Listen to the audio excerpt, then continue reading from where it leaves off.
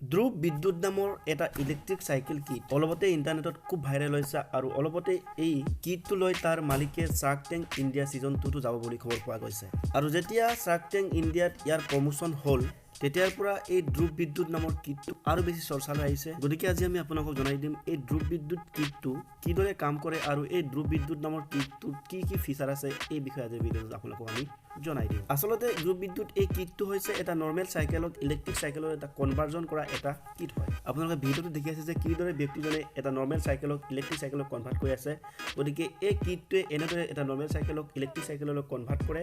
এতিয়া কথা হ'ল এই নৰ্মেল চাইকেলটো যেতিয়া ইলেক্ট্ৰিক চাইকেলৰ কনভাৰ্সন হয় তেতিয়া এই ইলেক্ট্ৰিক চাইকেলটো কিমান ৰেঞ্জ দিব পাৰে